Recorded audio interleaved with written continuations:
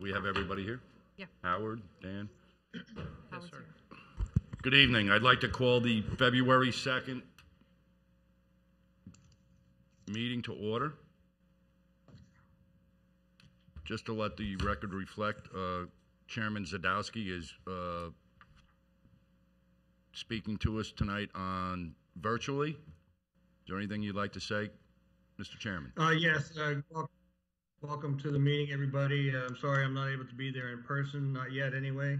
I did want to take a moment to just say thank you to Alice for stepping in tonight as our secretary, clerk secretary. So thank you, Alice, for stepping back in. And thank you, Mr. Vice Chair, for stepping in and handling the meeting there in person. It makes it a lot easier for folks to follow. So thank you very much, sir. My pleasure, Mr. Chair, and we look forward to seeing you soon. Now I'd like Howard Tipton, our administrator, to lead us in the invocation, please. If you'd stand, and we'll follow by the pledge.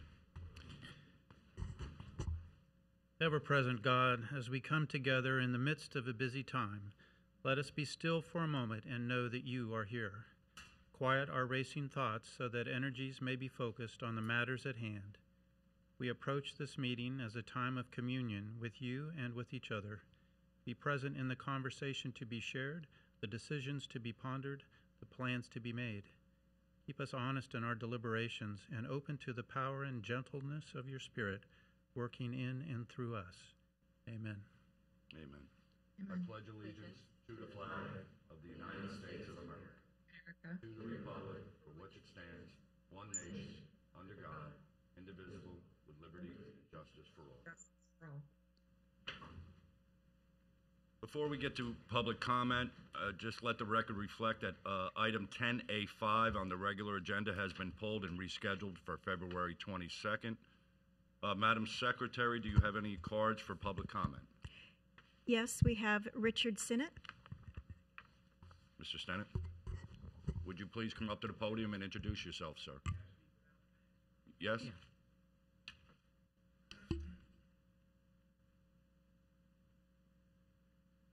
Good evening, ladies and gentlemen of the Commission. My name is Richard Sinnott, 1025 Jamaica Avenue in Fort Pierce. My purpose here tonight is to hopefully help inform the Commission regarding any future decisions and everything in the COVID matter, so that such decisions will be based on facts and science and the rule of law. Imagine, if you will, that a company had a testing facility. They were testing the purity of water, and the instrument they used for this test was a thermometer. Would that be a valid tool to test the purity of water? Not really. It tests one thing only, and it doesn't test anything besides the temperature. The PCR tests, as we know them, are the foundation of this COVID crisis that we have all lived through for the last year. And the PCR tests are notoriously unreliable, if anybody has not heard that already.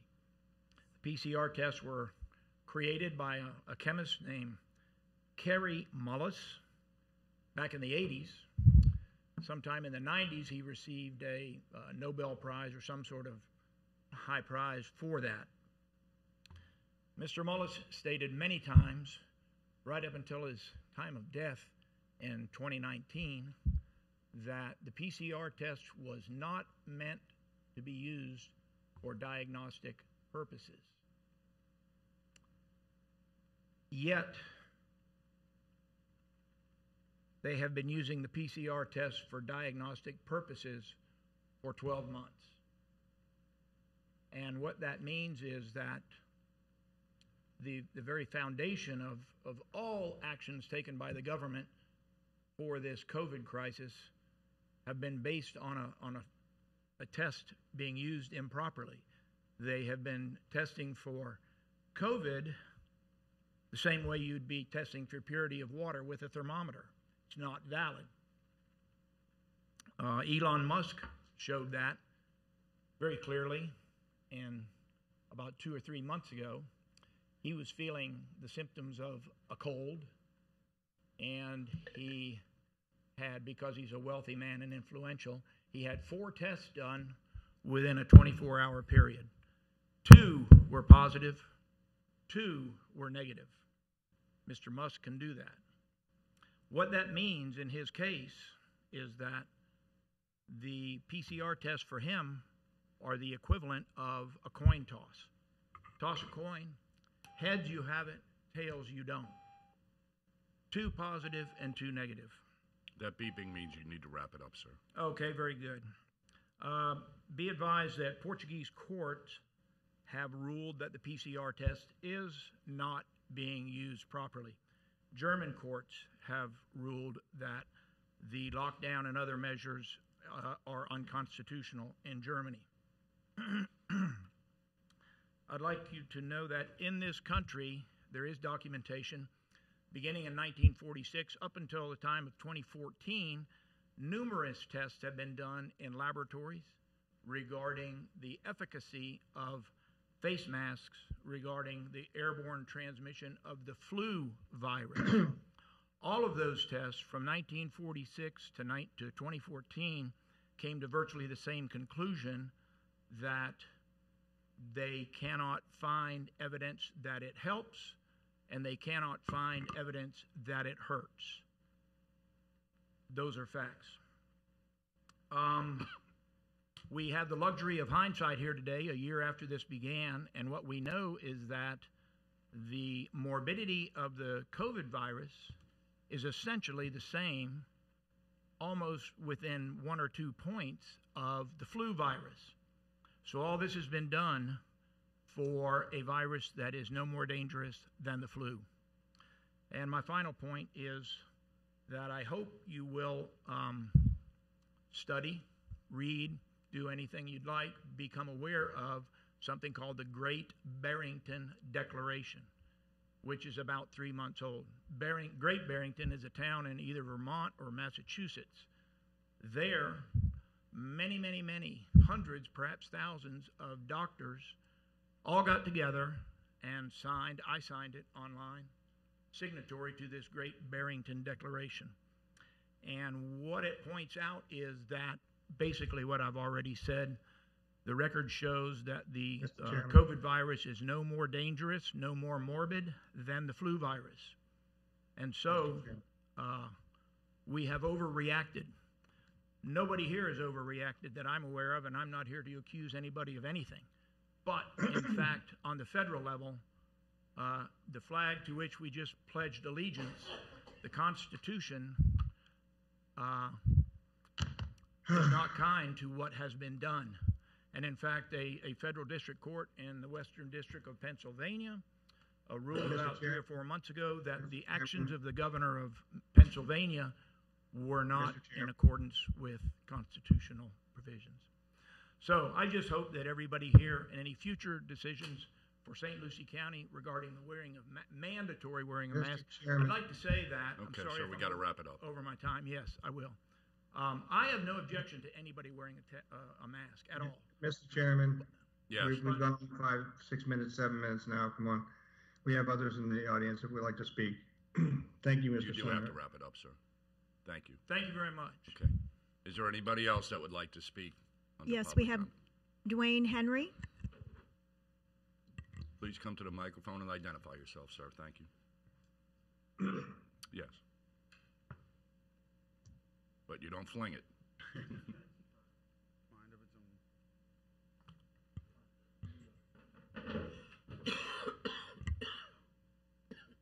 Okay, sir.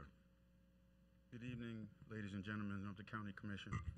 My name is Dwayne Alexander Henry Sr.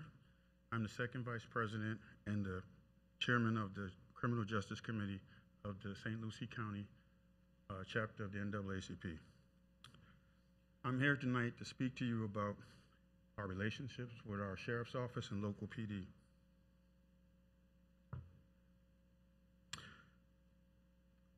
My colleagues are here. We are here to accept a proclamation that would, and I would ask to take a few seconds to talk about our relationships with law enforcement.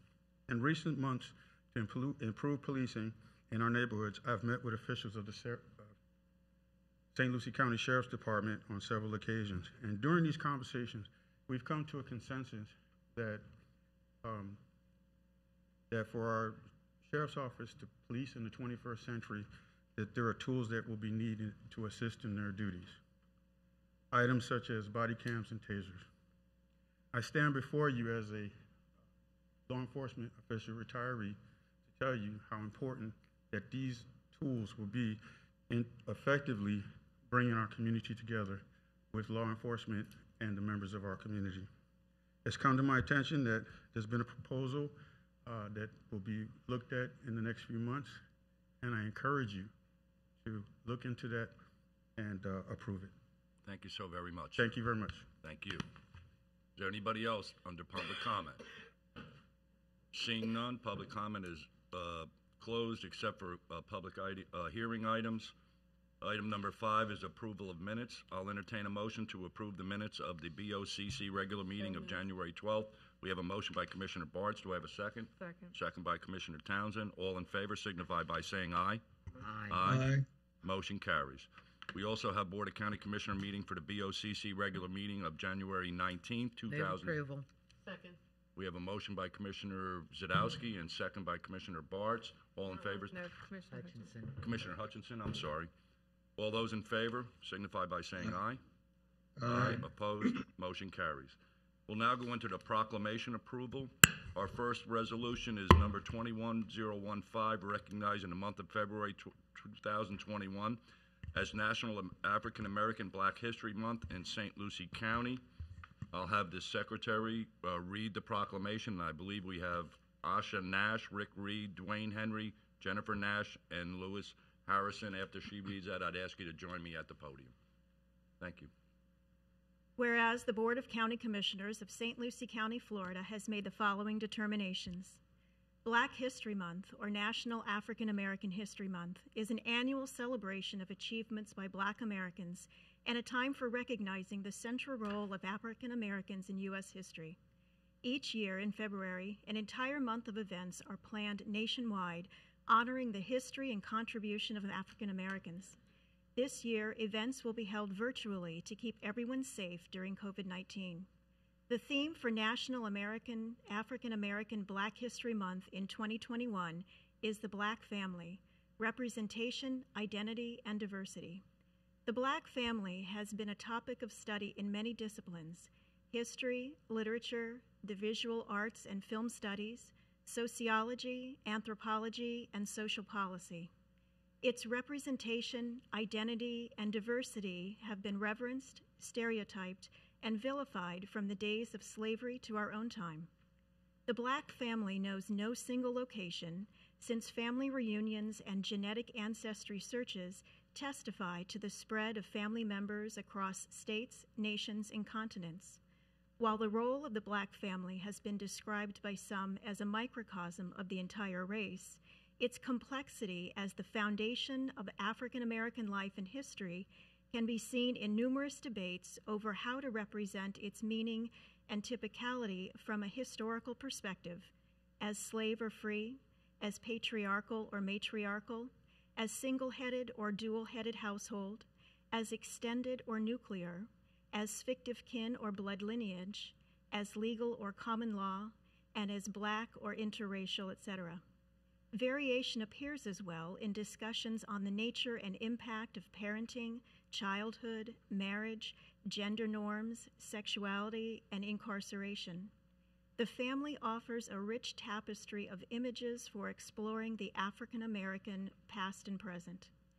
Now, therefore, be it resolved by the Board of County Commissioners of St. Lucie County, Florida, that this board does hereby proclaim February 2021 as National African American Black History Month in St. Lucie County, and encourages all citizens to participate in all activities planned to celebrate National African American Black History Month, passed and duly adopted this second day of February 2021.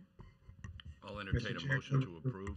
Commissioner Zadowski made the motion. Motion by I'll second. Commissioner Zadowski, seconded by Commissioner Townsend. All in favor signify by saying aye. Aye. Would Aye. anybody that I mentioned earlier, Ms. Nash, Mr. Reed, Mr. Henry, Nash, or Harrison, like to speak? please come up, ma'am. And then I'd ask you to all come up afterwards and we'll get a picture.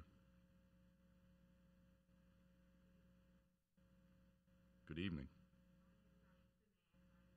President of the St. Lucie County NAACP. We want to just say thank you to the county commissioners for identifying and recognizing and acknowledging Black History Month. I know in times such as these, there's a lot of conversation about, do we need the Black History Month?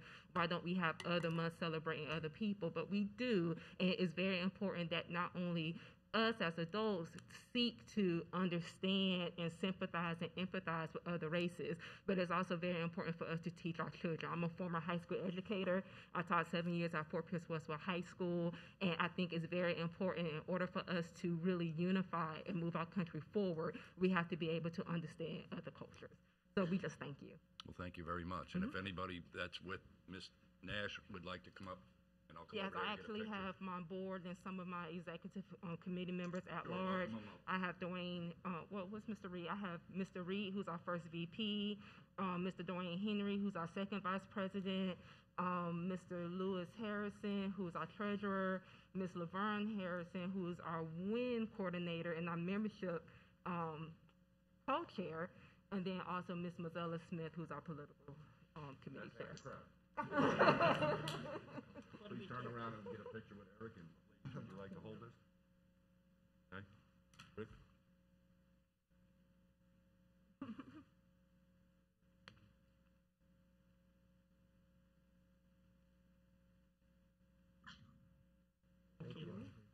Thank you.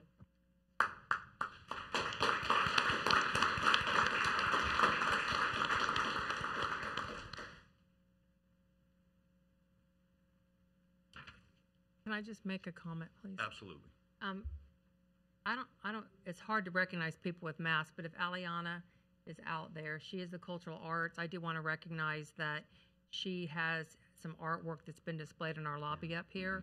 So everybody take a glimpse of it on the way out, but also I wanted to ask, maybe staff or Howard would know, is it going to be moved so that it can be in other areas of the public? Because I can't imagine this is the best use for it. It's really some nice artwork, but it needs to go somewhere that it can really be recognized and seen, because there's not a lot of traffic coming into the building right now, and I know those paintings are for sale. So if somebody would make a suggestion to her to maybe float them throughout the county to be able to let them be more recognized. It's a great idea. Thank you. Mr. Chair, Yes, Mark. Commissioner Mark Souderby. Townsend. Yes, I will talk to Eliona, give her your suggestions. I sit as the liaison for the county to the Cultural Alliance. I think they're looking for locations to Okay. put art like this and other works of art, so I will pass that along to Because her. Thank you. it's beautiful work. Yeah, no, it is. Yeah, it'll be online digitally as well. Okay, Thank thank you you. both. Okay, we have one more proclamation, and I believe we have a Colleen Waltz who may be accepting this virtually. Is she online? Yes. Oh, there she is. Okay, Madam Secretary, would you like to read it? Whereas the Board of County Commissioners of St. Lucie County, Florida has made the following determinations. St. Lucie County congratulates the 211 Helpline for its 50 years of service to the community.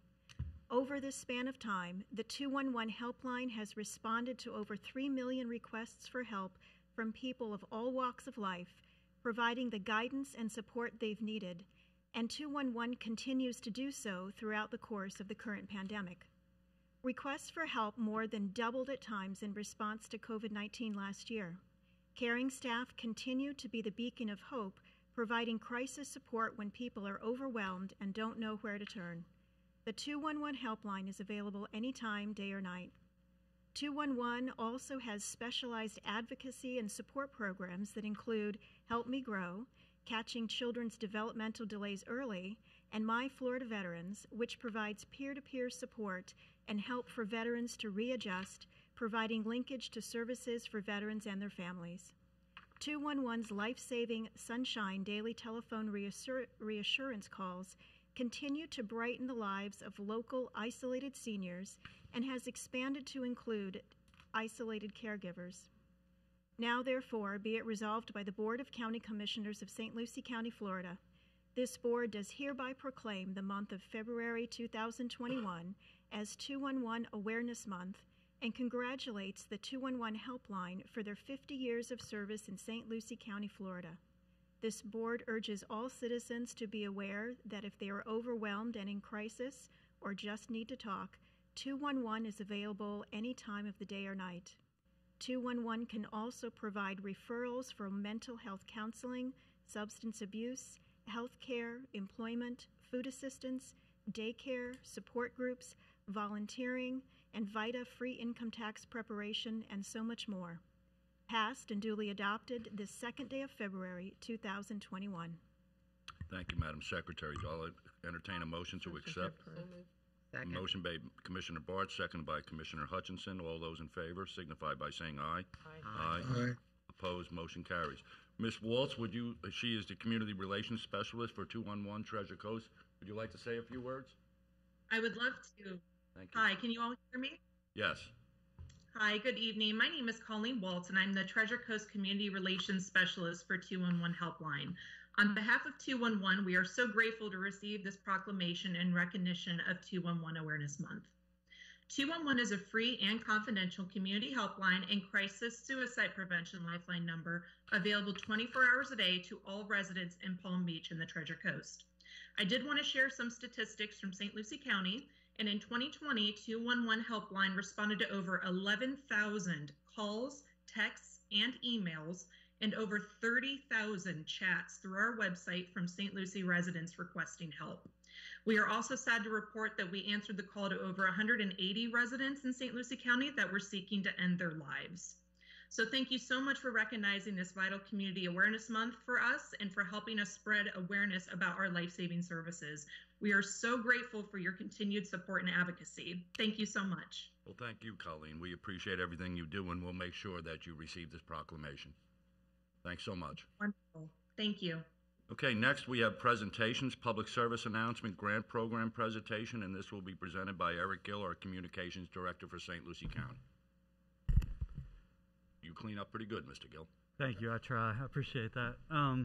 This is just really to inform the public as well as the board, even though the board is familiar with this program, about the county's PSA grant program, which has been around since 2009. Originally, when SLCTV began, we had a lot of requests from the general public, nonprofits wanting us to help them get their message out. And it's difficult because if we do it for one group, then how do we say no to other groups? So in 2009, we created this PSA grant program, public service announcement. At the time, we had we would do 3 grants a year for nonprofits as a competitive grant process. In 2010, it won a National Association of Counties Achievement Award.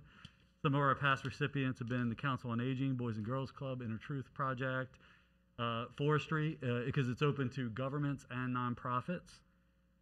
And the process is the eligibility, you have to be a nonprofit or a government agency in St. Lucie County with an office for at least the last 12 months and in good financial standing. The scoring, which is part of the application process, so agencies can see how it is scored. It's broken down on agency, need, and stability, which sometimes counteract one another. You know, if you're an established organization like United Way that has a lot of money versus somebody like a Inner Truth Project, which is a smaller nonprofit, you know, the need is greater for probably the United Way or Inner Truth Project than the United Way. So that scoring balances out, as well as the available resources. And what that is they don't have to have a lot of video or graphics, but if they have talent, if it's a PSA about teaching kids how to ride bikes, and they have kids that are available to be on camera, that helps with their scoring.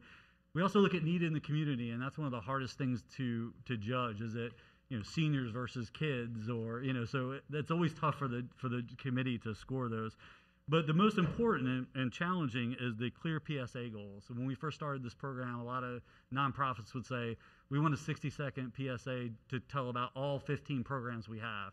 Ideally, what we want them to find is the biggest need, whether that's we want to increase volunteers by 20% or see sales at our thrift store go up by 25%. That'll help us target that 60-second PSA to meet their needs. The process is open now. They can fill out the application. It is available on our website at stlucieco.gov/SLCTV. The deadline is the first Monday in March, which this year it's March 1st. Usually takes us about a month to review. We have a 5-person committee that scores the applications, and then by late March, early April, we announce the winners. And then we have until the end of the year to complete those projects. Last year, we were only originally started out doing one award winner, but there was a 1-point difference between first place and second place. So we awarded to both the agencies, which were the Boys and Girls Club and Council on Aging. Unfortunately, because of COVID, we didn't complete the projects on time. Boys and Girls Club wanted to let's wait another month, and next thing you know, COVID lasted a lot longer than we thought it would. So we're starting that process now. We extended their deadline into this year. The Council on Aging spot's almost done. Normally we have the agencies come and show the PSA to you this year, but we were a little behind because of the challenges with shooting and editing around COVID. But we are still going to complete those projects. And this year, now that we have additional staff, we are going to go back to awarding 3 grants to agencies. So we encourage any nonprofit in the county to go on and fill out the application. It's fairly simple. It's about 3 to 5 pages long. And the deadline is the first Monday in March. If they have any questions, they can contact me or email us, and we're happy to help them with the process. Well, that's great information, and I appreciate you bringing that to not only the public, but to the board's recognition. Does anyone have any questions for Mr. Gill? Commissioner? Eric, you said that normally those recipients would be here showing us a PSA. Mm-hmm. Since the other 2 were not complete when they are, will you bring them back here absolutely. and show them? Yeah, the Council on Aging one's we're trying to get the time frame down shorter because they want to look to purchase some airtime with it, so it has to be a certain time frame. But in these spots, once they're done, they can be for what we'll air them on our government access channel, but sometimes they want to spend their own money to put it on Comcast or other outlets. So absolutely, we'll have them come back on and show it. Okay, thank you. Anyone else? Thank you very much, Mr. Thank you all. Okay, to number 8, we have a consent agenda. Does anyone want to pull or anything to talk about? Mr. Chairman, Yes, sir. due to a late arrival of information, I would like the board to consider my appointment to the St. Lucie County Emergency Medical Services Advisory Council. That would be Brian Blizzard. For your consideration to approve it as part of the consent agenda, please. Anybody have a problem with that? Do I need a motion? No. No? Okay, we'll consider that, Mr. Zadowski. Commissioner, thank you. I do want to mention, because I know that we always like to mention, anything that's being paid for and done by the infrastructure sales tax, the Melville Road analysis feasibility study that's paid with the half-a-cent sales tax. Thank you, and I appreciate that you mentioned that. You do that almost at every meeting, and it's appreciated because that project is funded by infrastructure sales tax. Okay, I'll entertain a motion to approve the consent agenda. Motion to approve. Motion by Commissioner Townsend. Do I have a second? Second by Commissioner Bartz. And Madam Secretary, would you call the roll? Mr. Chairman, just to confirm, that included Commissioner Zadowski's addition. Yes, sir, Mr. McIntyre. Commissioner Bartz? Yes, ma'am. Commissioner Hutchinson? Yes, ma'am. Commissioner Mitchell? Yes, ma'am. Commissioner Townsend? Yes, ma'am. Chairman Zadowski? Yes, ma'am. Okay, unanimous consent. Thank you. Under public hearings, County Attorney, Ordinance Number 21-02, amending City Electric Supply Company. Thank you, Mr. Chairman. As you indicated, this is an ordinance. It actually relates to the county's Economic Development Ad valorem tax exemption program, which we've had since 1992. It's voter approved every 10 years, most recently in 2012. What it does is it allows businesses that meet certain definitional requirements that are targeted to receive an ad valorem tax exemption from the county. It doesn't apply to school taxes. It doesn't apply to the actual real estate, the vacant land. It's just the buildings. It's just a tool that we've used over the years, many years, to attract businesses. It's one of many tools, but it's an important one. And in fact, with City Electric, we did last year grant them an ad valorem tax exemption. Unfortunately, due to the impact of COVID on their business, the company has not been able to maintain their baseline jobs and is concerned about its ability to create an additional 10 new jobs in 2021. They've requested that the county's ad valorem ordinance be amended to reflect an initial implementation date of December 31st, 2022, and language stating that all jobs created are in addition to the initial baseline of 210 employees. A copy of the proposed ordinance, which has been drafted for that purpose, is attached. Notice of the public hearing was published in the Tribune on January 22nd. Mr. Chairman, in terms of staff recommendation, we recommend that the board retroactively grant permission to advertise as well as adopt the ordinance as drafted. As you indicated, Mr. Chairman, this is a public hearing. I believe there are members in the audience that I know from the EDC and representatives of the company as well that may wish to speak, but this is a public hearing. Thank you, sir. And I also believe that Mr. Beatty, the principal of Hickey and Associates, is here remotely if there's any questions. But Mr. Tesher, anybody would like to speak?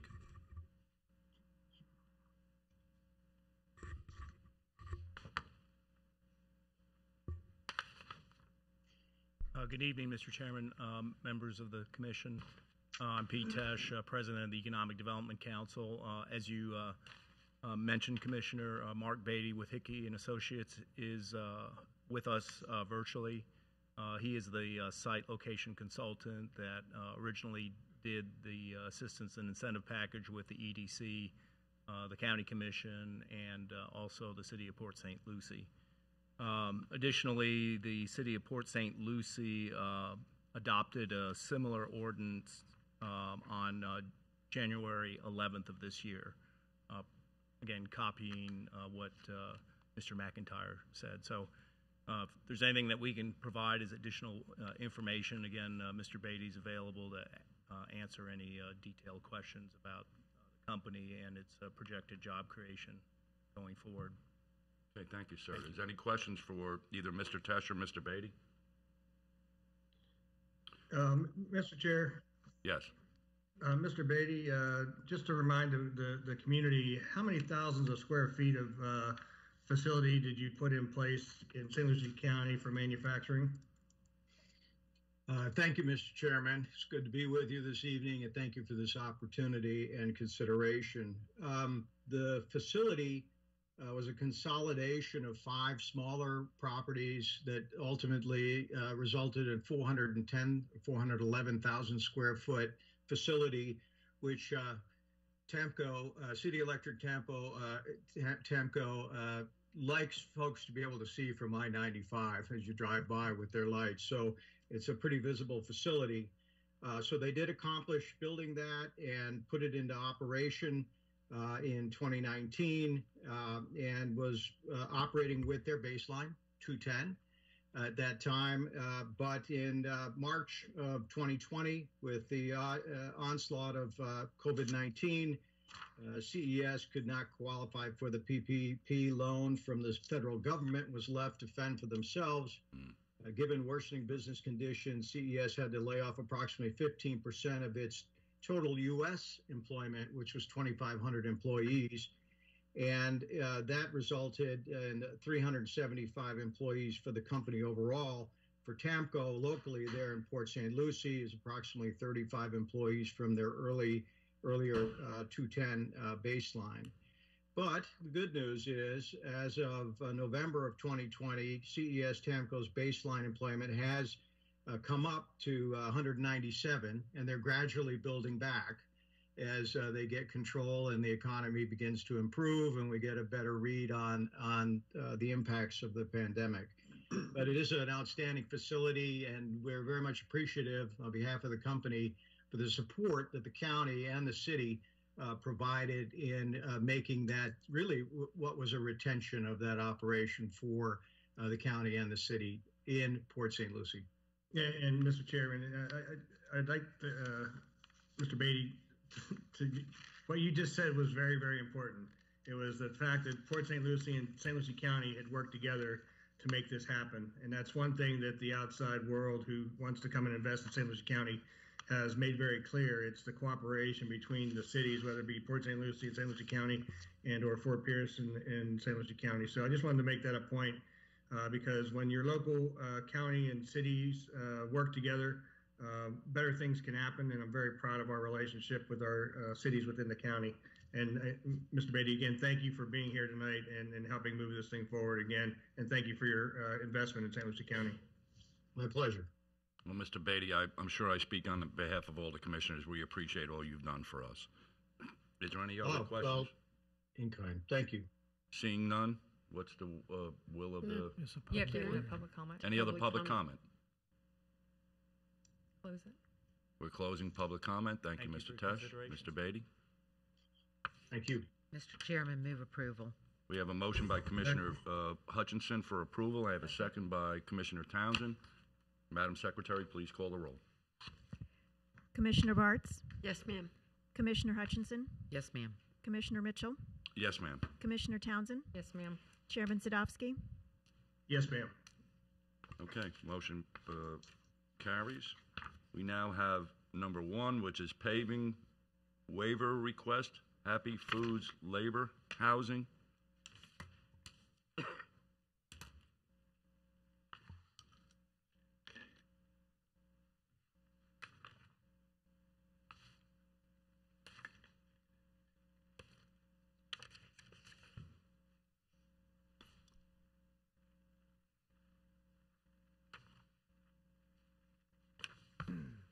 Good evening, Mr. Chair, members of the board.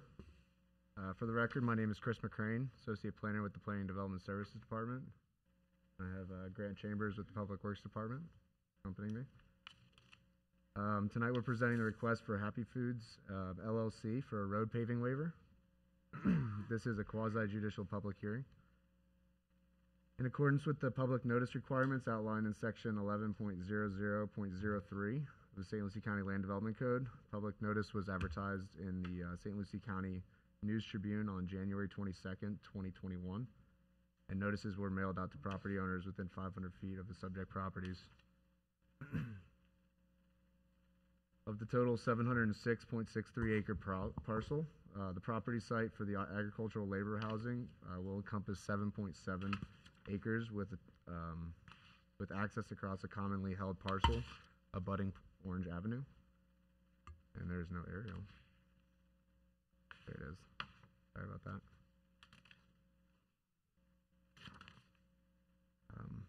In conjunction with the road paving waiver, the applicant has submitted a major site plan and conditional use petition for the agricultural labor housing, which will be brought before the board at a later date. The proposed site plan provides access via a private easement from Orange Avenue.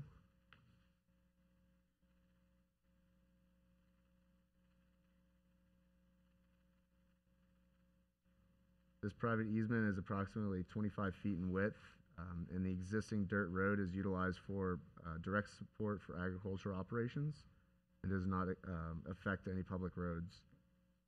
The Land Development Code Section 70507 requires that access to new developments, public or private, be paved in accordance with county specifications. Developments determined to be small traffic generators or defined less than 100 daily trips may request a paving waiver from the board.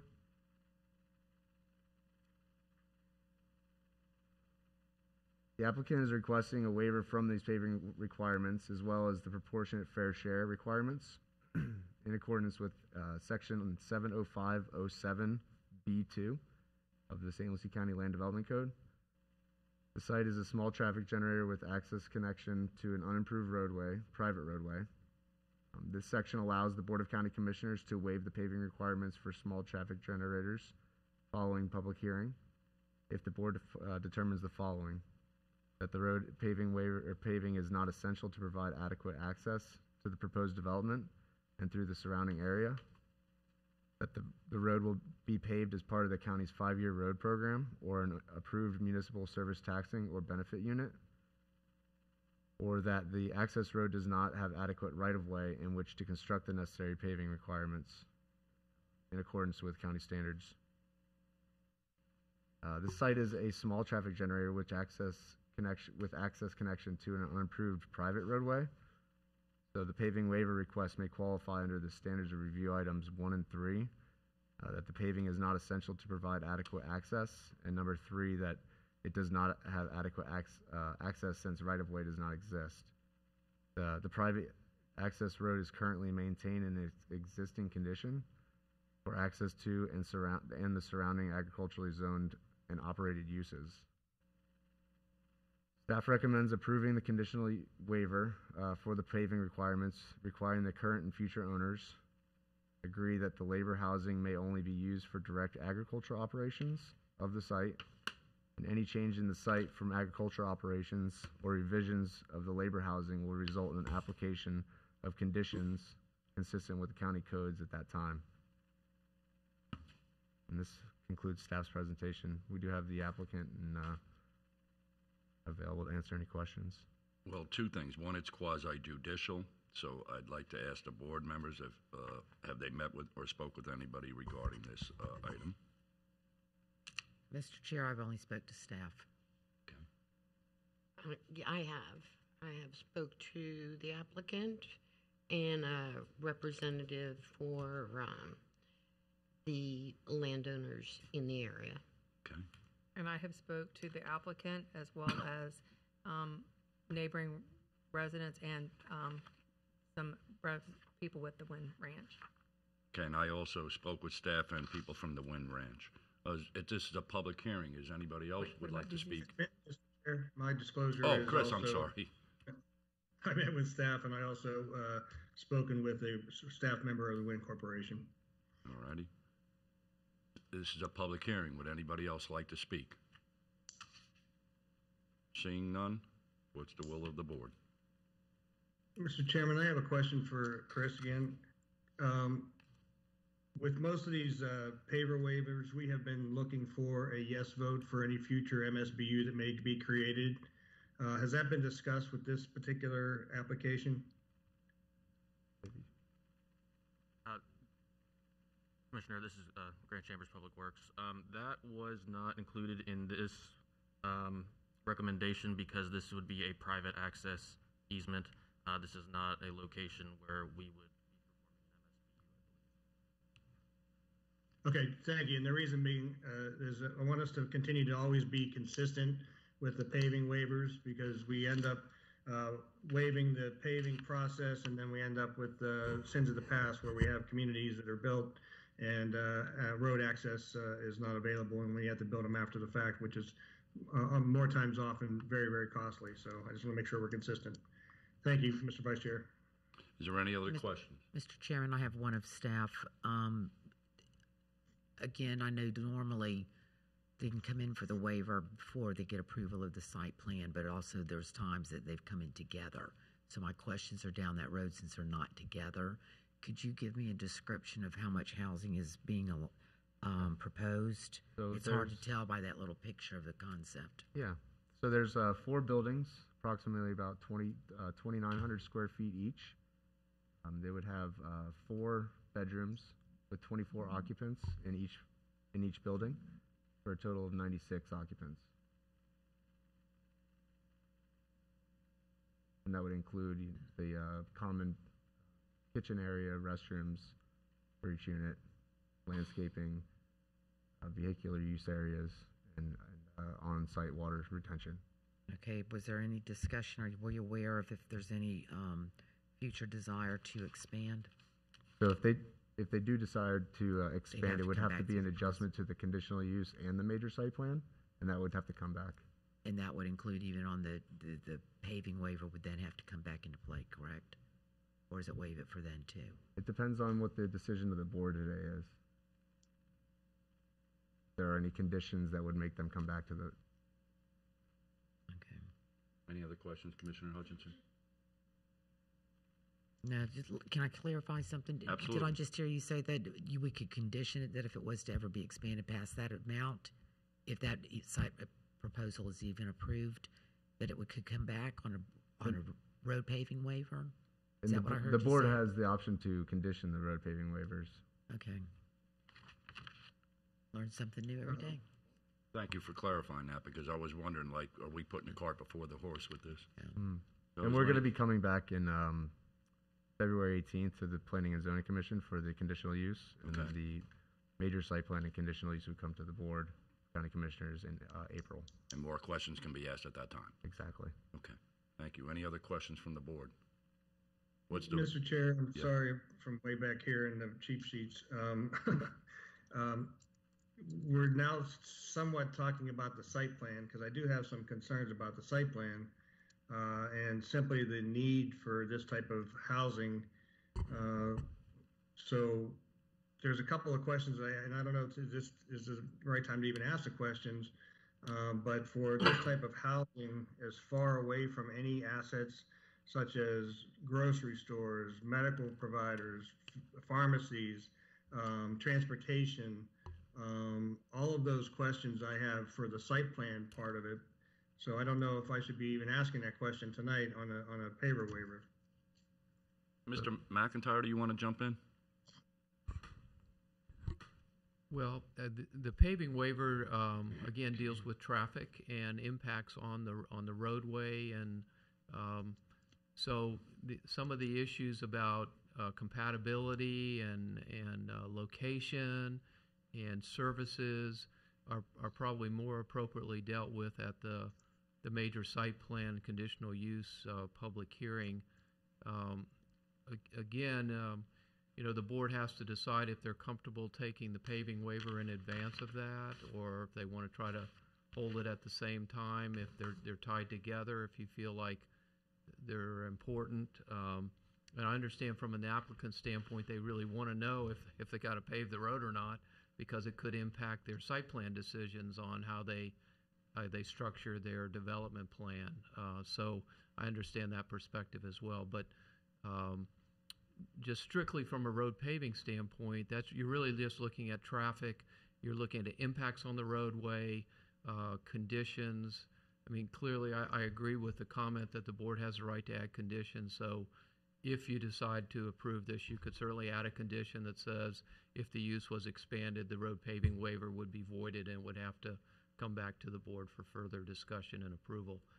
Again, I'm not suggesting that that's up to you to decide, but I think it is an appropriate condition. Okay, thank you, Dan. Any other commissioner have any comments? If not, I'll entertain the motion either way. Mr. Chairman, I'm still having some struggles with the idea that the site plan is contingent upon the waiver, and the waiver is contingent upon the site plan. And so I don't remember there being this process before. It's usually both coming at the same time. So I'm struggling a little bit with that. And then the other was if we do approve this and they come in and they want to change it and add another 4 pods or 8 pods or 10 pods, then I'm struggling with the idea that this is coming before the rest of the site plan. So, and I'm sorry I'm not there to be able to kind of garner more of what's happening in the room. So I apologize. That's fine. Mr. Chairman, yes. May I ask, Mr. McIntyre, do we have the ability to ask that it comes back together? Because I'm like Commissioner Zadowski on this one. It's rare that it comes in like this. Sure. That's why I'd made the comment earlier. But in light of that, though, I know we had given away, we had done an approval, and I can't, for the sake of me, remember if there was a road paving granted last on that one, and that was up on the north end of the county for something that was very similar for an agricultural housing. That was given. I see Leslie coming up from the back. She may recall it. It was one that was up on Andrea Road. Because I know there were some questions asked on the transportation needs and so forth, how people are going to be coming in and out, if there are hours of the day, so all those questions got answered at that time, which is where I'm struggling here. Mr. Chair, members of the Commission, Leslie Olson, Planning and Development Services Director, for the record. Yes, this is a paving waiver for an ag housing conditional use. The conditional use, as Chris mentioned, will be coming back before this board in the next couple months after it goes to Planning and Zoning Commission. The reason this is different is because we haven't done one of these before. We haven't had an ag housing request come before the board along with a paving waiver. My understanding of this particular issue is that whether or not they will have to pave this internal access road, which really acts more like a driveway because it doesn't lead to anything besides their development. It's through their own property to these structures. Will determine whether they put this ag housing back where they want it or if they put it up against Orange Avenue. If they need to pave, they're going to put it up near Orange Avenue because it doesn't make sense to pave to county standards a road for a mile to get to a couple houses for an ag development. If they get the paving waiver, then the site plan will reflect them putting it back near that lake area where for them it makes a little bit more sense. It makes no difference to our division. We would be happy to continue it tonight if that is your wish, but we'll have to work out a strategy for them to, how they get to asking for this. Maybe they'll come up with 2 site plans. I'm not sure. But that's the background I can give you. If you have any other questions, I'm available. Thank you. Ms. Townsend, you have anything? Any comments? Any questions? No, well, I do have a question, Leslie. Well, actually, Chris might answer this. Because you brought up that if the waiver is not granted, which I see why they want to know if they're going to have it, because they want to know up front before they go into the site plan. But if this isn't granted and they decide to go up towards Orange Avenue, is that going to create any issues for them to be able to build up on Orange Avenue under the zoning that they have? What would be some of the hurdles they would have to overcome if they go to Orange Avenue? I don't know. That's the extent of my answer. I don't know if Chris would know more than I do. I mean, it's mostly speculative at this point, but where they're locating it now is open space. It's where their maintenance building is and their offices are. If they were to locate it further towards Orange Avenue, they would probably have to clear out some of their existing citrus grove. But what I'm saying is where they're wanting to put it now is down a road of their property versus if they put it on Orange Avenue, they have the Orange Avenue frontage. There would just be some clearing involved, and there would not be any other obstacles to overcome that they would be allowed to put it on Orange Avenue? So there's a swale that runs along Orange Avenue, and there's also a swale that runs along the east side of this access easement. So I would assume that a culvert would have to be constructed. Right. And but my point is, either way, they can put this on the property.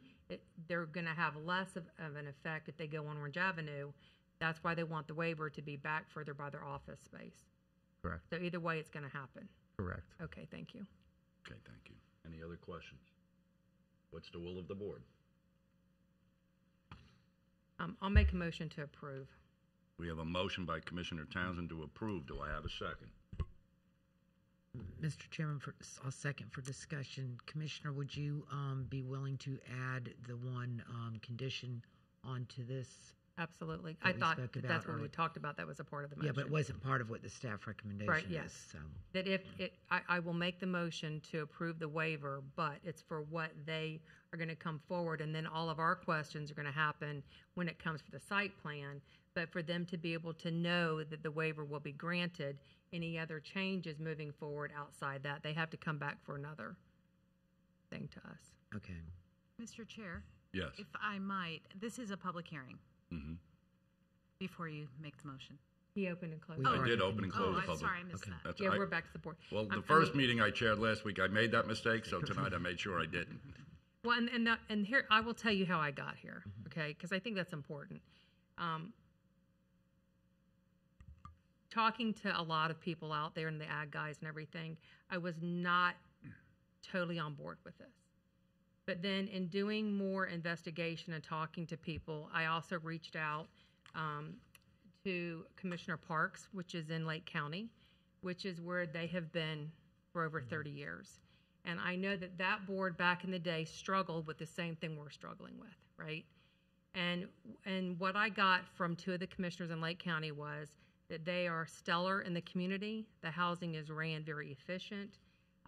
They are glad that they're there. Then I went on to talk to a commissioner over by Eustis, where they were going to have something going there, and then also the plant in Gifford. And the operations that they run are very clean operations. It's plant nurseries and citrus and everything.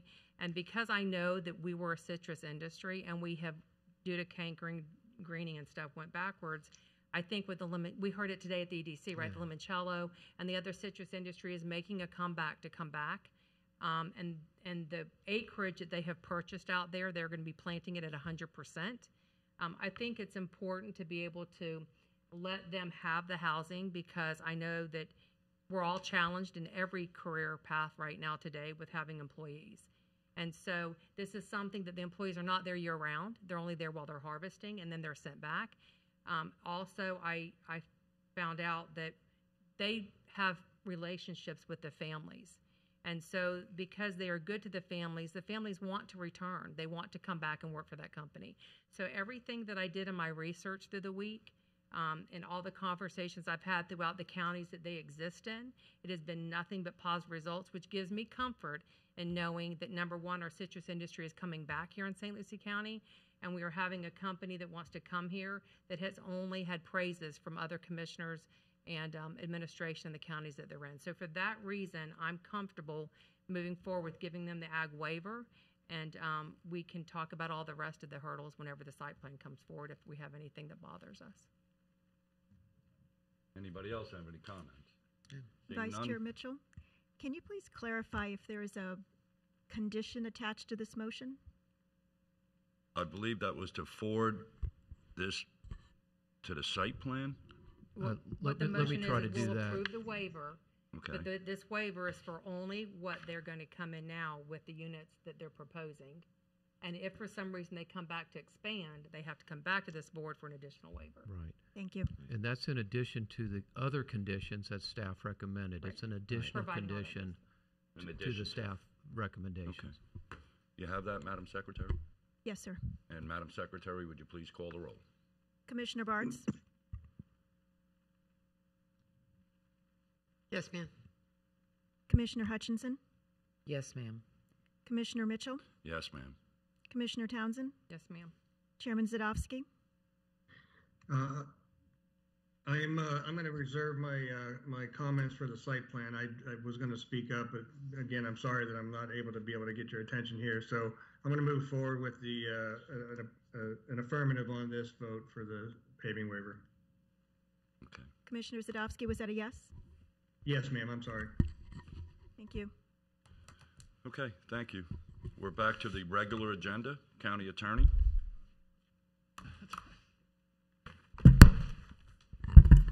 Thank you, Mr. Chairman. The first item on the regular agenda is ratifications of the Public Safety Director's declaration of emergency extensions, which he does in 7-day increments over a period of time for Hurricane Isaias.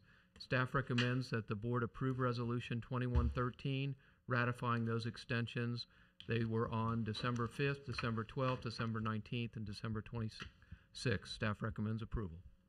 We have a motion to approve. So moved. By Commissioner Bartz, do I have a second? Second. Second by Commissioner Hutchinson. Madam Secretary, please call the roll. Commissioner Bartz? Yes, ma'am. Commissioner Hutchinson? Yes, ma'am. Commissioner Mitchell? Yes, ma'am. Commissioner Townsend? Yes, ma'am. Chairman Zadowski? Yes, ma'am. Thank you. Number 2. Thank you, Mr. Chair. This item is similar in nature, but it relates to the COVID-19 public health emergency. We're requesting that the board ratify the Public Safety Director's declaration of emergency extensions on December 1st, December 8th, December 15th, December 22nd, and December 29th. That would be by Resolution 2114. Staff recommends approval. We have a Mr. motion Chair, to move approve. approval. Motion Second. by Commissioner Hutchinson, second by Commissioner Bartz. Madam Secretary, please call the roll. Commissioner Bartz? Yes, ma'am. Commissioner Hutchinson? Yes, ma'am. Commissioner Mitchell? Yes, ma'am. Commissioner Townsend? Yes, ma'am. Chairman Zadowski? Yes, ma'am. Okay, moving right along to number 3. Thank you, Mr. Chairman. This item, it relates to a proposed settlement offer in a lawsuit that the county filed last year, in June of last year. It's a landlord-tenant issue involving the tenancy that has now been terminated at the airport. This has quite a history. We've been working on this for some time. Of course, in any lawsuit, there are allegations made by both parties in terms of unpaid rent and then work done by the tenant that he was never compensated for. So as a result, we've tried to reach settlements. Those are typically what you try to do in litigation. You always try to look to settle if you can. It provides certainty. Sometimes you can, sometimes you can't. In this case, we have reached a tentative settlement. The tenant would pay the county $40,000 as a compromise payment to be paid in installments over 1 year, with periodic payments beginning on February 15th of this year, and then March 15th, and then quarterly after that. There would be a dismissal of the lawsuit with the court retaining jurisdiction to enforce the agreement. If the tenant failed to make the timely payments as agreed, after a grace period of 30 days, then the county would be entitled to a default final judgment, again, without going to court. In terms of trying to prove up, we would just submit the default judgment for $97,000, less any previous installment, plus reasonable attorney's fees. Of course, the settlement is subject to approval by the board, which is why we're here today. In terms of discussion, this will be a difficult case for the county to prosecute. We had issues with non-payment of rent, but there was no written lease. That's going to be an issue for us, a difficult one to overcome. The permitting that was never done on the building, and so we don't have a very good idea of what was done, and that kind of cuts both ways. In terms of the best case, worst case, which is I typically try to do, if in our best case, the judge or jury would rule in favor of the county, and we would be able to recover approximately $166,000. In a worst case situation, the tenant would prevail, and we would end up paying $302,000. So it's difficult in these cases to predict, particularly in this case with the facts that we have. The proposed settlement provides some finality to the matter and contemplates installment payments over a period of 12 months. As I indicated, should they fail to pay, then there's a default final judgment for more than twice that amount. Based on the discussion, county staff, the county attorney recommends that the board approve the settlement proposal. Motion to approve. We have a motion by Commissioner Townsend to approve. Do I have a second? Second by Commissioner Bartz. Any questions? Madam Secretary, please call the roll. Commissioner Bartz? Yes, ma'am. Commissioner Hutchinson? Yes, ma'am. Commissioner Mitchell? Yes, ma'am. Commissioner Townsend? Yes, ma'am. Chairman Sadowski? Yes, ma'am. Okay, motion carries. Number 4 was resolution number 21025. Dan? Thank you, Mr. Chairman. And this issue was brought forward at the request of Commissioner Bartz. It urges if you adopt it, it urges the Florida legislature to approve Medicaid expansion for certain qualified adults under the age of 65 in an effort to improve the health of Floridians. In way of background, the Medicaid expansion is part of the Affordable Care Act. It allows states to expand their Medicaid programs to cover all low-income adults. The federal government would cover up to 90% of the costs for medical care for those individuals. The state would cover the remaining costs.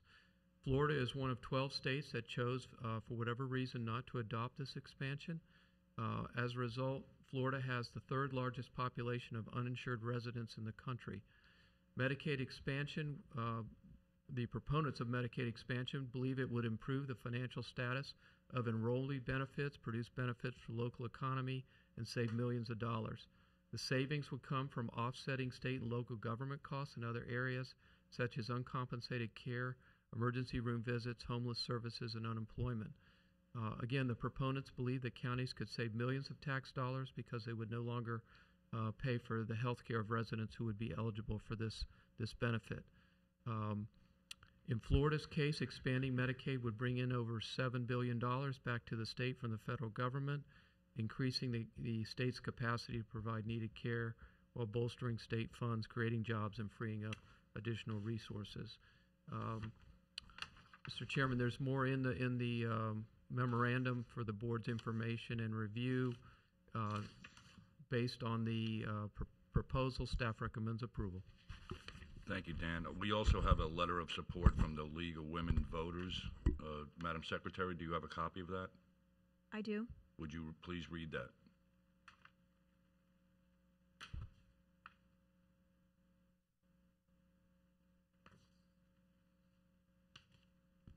Give me a minute to find it. You want my copy?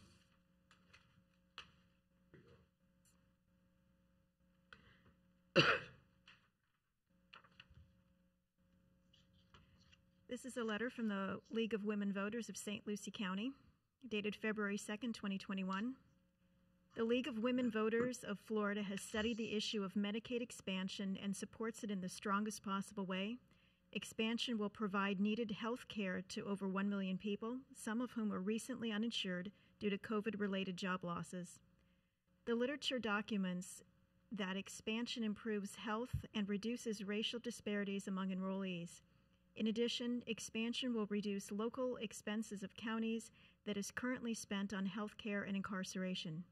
Expansion will save the state almost $200 million in tax revenue and bring in over $4 billion in new federal funds. We urge the St. Lucie County Board of County Commissioners to support statewide Medicaid expansion. Signed, Andy Pauley, the President of the League of Women Voters of St. Lucie County. Thank you, Madam Secretary. I'll entertain a motion to approve. So moved. We have a motion by Commissioner Bartz. Do we have a second? We have a second by Commissioner Townsend. Madam Secretary, please call the roll. Commissioner Bartz? Yes, ma'am. Commissioner Hutchinson? Yes, ma'am. Commissioner Mitchell? Yes, ma'am. Commissioner Townsend? Yes, ma'am. Chairman Zadowski? Yes, ma'am. Thank you, Madam Secretary. To be Public Safety, Motorola CAD Management Report System. And I see the gentleman walking up now. Hello, sir.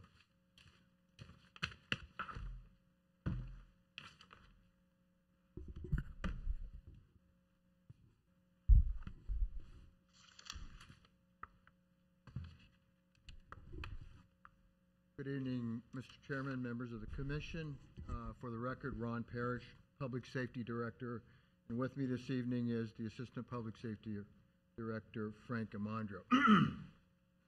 I would like to thank you for hearing our requests for two elements of the Public Safety Computer-Aided Dispatch, Records Management, and Mobile Reporting Program from Motorola Solutions Premier One cloud-based system. As well, in order to get this project approved, we had to revise and bring to current standards the language in the interlocal agreement. This agreement included the Sheriff's Office, the Fire District, as well as the two cities' police departments, Fort Pierce and Port St. Lucie. All interlocal agreements have been executed by their respective commissions or councils. As indicated in the board approval request, it would authorize the chair to execute the agreement subject to the review from the county's attorney's office. While in wait, the interlocal agreement to be executed, we continue to work with Motorola to clean up the language in the contract. This was accomplished as well. There is no outstanding issues or concerns with the contract with Motorola Solutions. I expect that the final review by the attorney's office will be in order as part of the execution of the agreement by the chair. This project is a $4.5 million initiative over the next 5 years that the county, with your approval, will graciously fund the lion's share of the project at $2.3 million. That has been recognized and appreciated by our stakeholders and partners. We began working on this project over a year ago. We had been experiencing challenges with our current CAD system with regards to support services.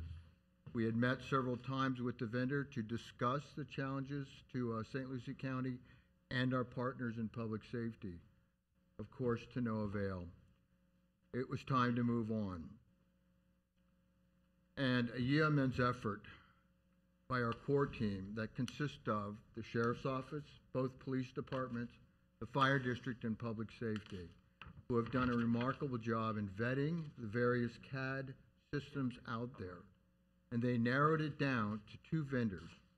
And after visits to other agencies using the Motorola Premier solution, it was determined that Motorola's Premier One was the program that we were looking at to provide our CAD services. Following that process, we took it to the St. Lucie County Board of Governors that directed us to the Board of County Commission for approval to negotiate an agreement with Motorola Solutions. This process was completed, and with your approval, we will be underway to having a new CAD system by the end of fiscal year.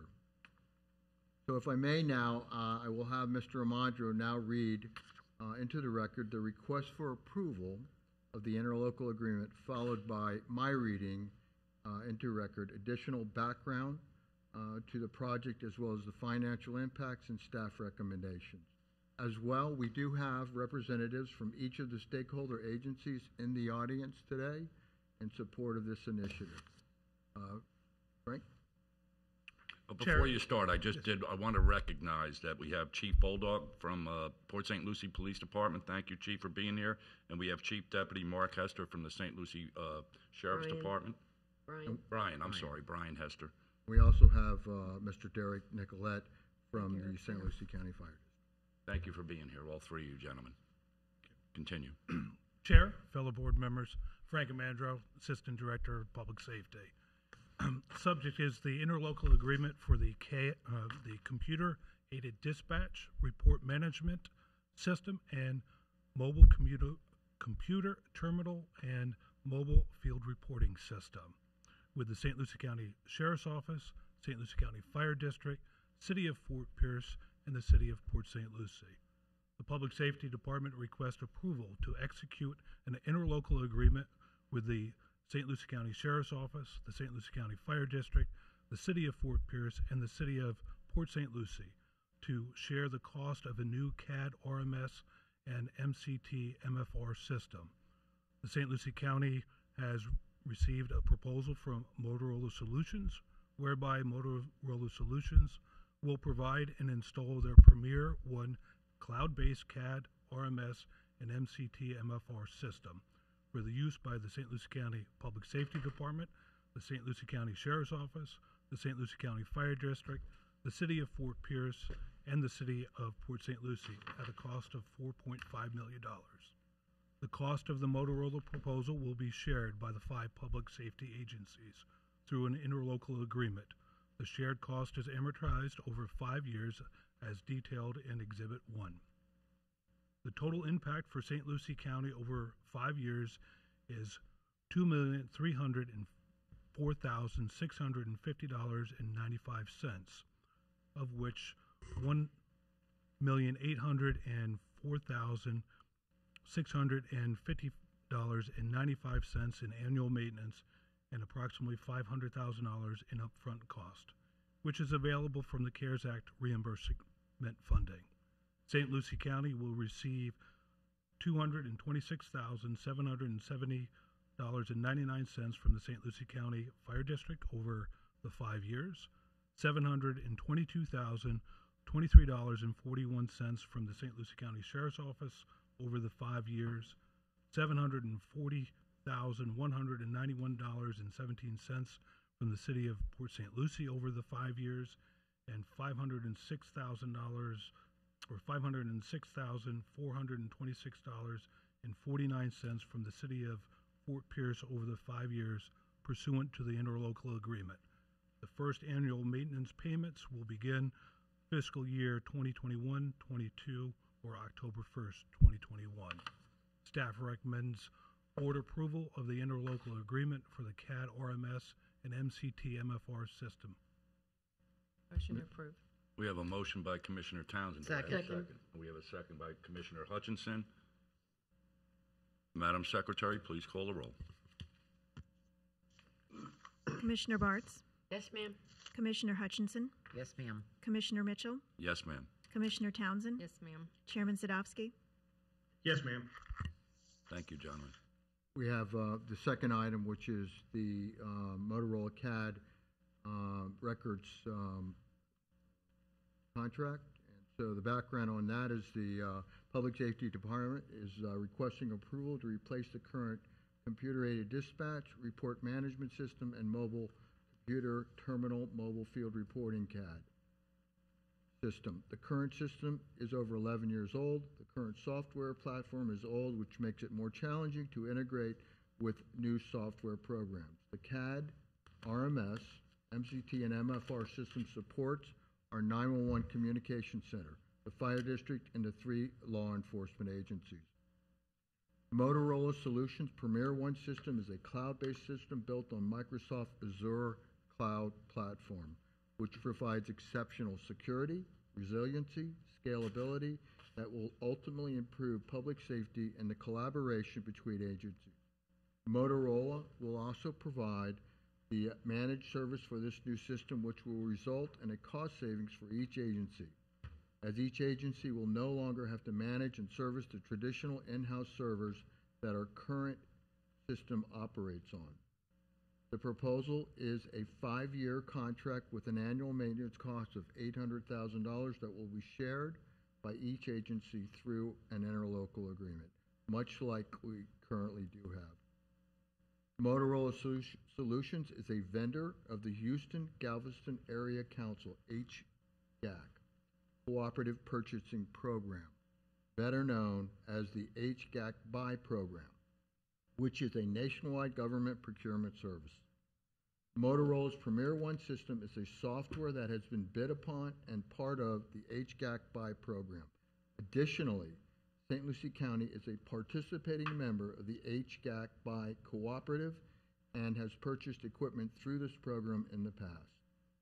The purchasing department and legal department has indicated that we can use the HGAC Buy program to purchase the Motorola Solutions Premier One system. Again, financial impact, St. Lucie County portion is $2.304, $650.94 is being funded from Phase 3 of the CARES Act reimbursement. The remainder of the 5-year contract will be funded as follows. St. Lucie County Fire District is $226,707.99. The St. Lucie County Sheriff's Department is $722,023.41. The Port St. Lucie Police Department is $740,191.17, and the Fort Pierce Police Department is $506,426.49 for a total project cost of $4.5 million over the 5 years. That is inclusive of the $500,000 implementation fee. Recommendation: staff recommends board approval of the proposed agreement with Motorola in the amount of $4.5 million and authorization for the chair to sign the agreement, subject to review and approval as to legal and correctness of the final agreement by the county attorney, subject to the approval by the other participating agency, which was just done, which is the Sheriff's Office, the Fire District, Port Pierce and Port St. Lucie agencies, in that new interlocal agreement for the operation of the staff is recommending approval. Any Thank you. questions? Any questions? Move approval. Mr. Chairman. Motion by Commissioner Hutchinson, a second by Commissioner Townsend. Madam Secretary, please call the roll. Commissioner Bartz? Yes, ma'am. Commissioner Hutchinson? Yes, ma'am. Commissioner Mitchell? Yes, ma'am. Commissioner Townsend? Yes, ma'am. Chairman Zadowski? Yes, ma'am. Thank you, Mr. Chair. Congratulations members of to the all the commission. entities. I think it's a great thing for our county. Moving right along, we have announcements, and I'll let Mr. Tipton, our county administrator, handle that. Thank you, Mr. Chairman and Commissioners, and just to add my thanks regarding the CAD approval. That is a system that is vital to the services that we provide, and it is in great need of replacement, so thank you for that. On February 4th, 2 days from now, there will be a joint meeting of the County Commission and St. Lucie Village. That'll be at 10 a.m. here in these chambers. On the evening of February the 4th, we have what we're calling a town hall on the vaccine. And this is a vaccine myth buster. And so we have a great lineup of speakers who can address the questions of the public. And it can be viewed on the county's website. This is, again, at February 4th at 6 p.m. It can be viewed on the county's website, Facebook, SLC TV, which is Comcast 28 or UVerse 99. You can also attend in person. There's a limit to 50 people here because of social distancing. And for those watching on Facebook Live, staff will be fielding questions posted in the comment section to the panel of experts. So we appreciate everybody coming together to have this conversation. I appreciate Mr. Jefferson making this happen. We are doing our best to try and educate everybody in this changing environment, and so we're looking forward to that conversation. And then lastly, on February the 9th, we'll have our informal meeting here in these chambers beginning at 9 a.m. Thank you. Is there any comments from the board before? I have a quick question. Go ahead. Mr. Tipton, that town hall, will that be rerun on our county website? I believe we are recording it, and so it will be available to be run again. So yes. Okay, ma'am. for those people that will not be able to be there that night. Yes, ma'am. Or watch it that night. It's important information. Okay, thank you. I'll entertain a motion to adjourn. So moved. We'll open up the Mosquito Control District special meeting on Tuesday, February 2nd. Call the meeting to order. Any general public comment? Any general public comment? Seeing none, I'll entertain a motion for approval of minutes from the January 19th meeting. So moved. We have a motion by Commissioner Bart, seconded by Commissioner Townsend. Consent agenda warrants list 16. Move approval. We have a move for approval from Commissioner Bart. Do I have a second? Ms. Yeah. Hutchinson. Commissioner Hutchinson. Oh, I'm sorry, Commissioner Hutchinson, forgetting my seconded by name Commissioner today. Bartz. Madam Secretary, please call the roll. Commissioner Bartz? Yes, ma'am. Commissioner Hutchinson? Yes, ma'am. Commissioner Mitchell? Yes, ma'am. Commissioner Townsend? Yes, ma'am. Commissioner Zadowski? Yes, ma'am. We have the regular agenda. County Attorney. Thank you, Mr. Chairman. This item relates to Carlton Country Estates. The board actually took action on this in December of last year, on December 15th. You did adopt a resolution which approved the petitions from property owners seeking to expand the Mosquito District boundaries to add the estates into the Mosquito Control District. There were a majority of the property owners that did that, and so we waived the election. Unfortunately, the description in the resolution contained a typographical error, and there was a publishing error as well in the Tribune. It wasn't published properly. Not staff's fault on that. Staff recommends that the board, sitting as the governing board of the Mosquito Control District, adopt proposed resolution 2120 correcting the typographical error. And we did confirm that this hearing this meeting was properly advertised. Thank you. I'll entertain a motion to approve. Motion by Commissioner Townsend, second by Commissioner Bartz. All those in favor signify by saying aye. Aye. Aye. I'll entertain a motion to adjourn. So moved. Thank you.